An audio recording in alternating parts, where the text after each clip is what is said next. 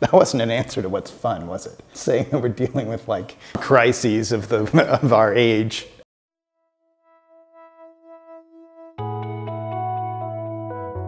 Hi, I'm Micah Schweizer.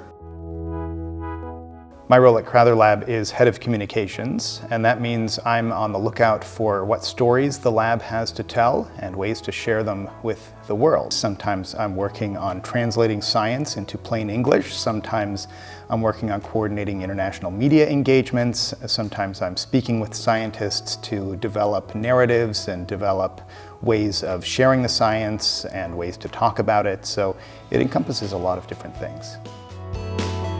It's unusual for a lab to have its own communications team. Very often science remains in the world of science, and it's of course very important for scientists to speak to each other, to learn from one another, to engage with one another. But beyond that, we want to create an environment where our science can be put into use so that the science can be brought to a wide audience and so that the science can be made accessible to that audience. My previous career was as a radio journalist, a broadcast journalist, working in podcasts and radio. And so I touched upon science from time to time in the stories that I covered and the people I talked to. But this is my first foray into science communication from 8 until 5 every day.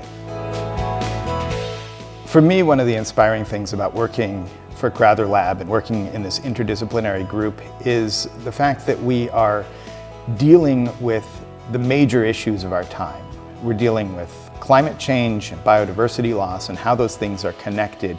And not just in a way that gives us a theoretical understanding of it, but in a way that actually helps people to make better decisions about how to protect nature and how to make nature more resilient and how to live with nature and how to restore nature. And for me, that gives me tremendous hope and optimism because the challenges we're facing are and can feel truly overwhelming. But when we see that there is a group of people right here working to better understand these issues so that we can address them, and when we see that there are projects all over the world that are putting this information and this knowledge to use to help make nature stronger and to help improve our own human lives and our own human relationships with nature, that is incredibly encouraging.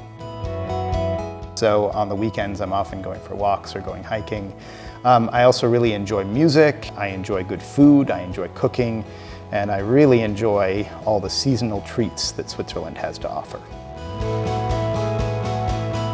How often there are different types of breads for different types of holidays. I was very pleasantly surprised because every time a new kind of bread or a new treat shows up, I'm right in line to try it.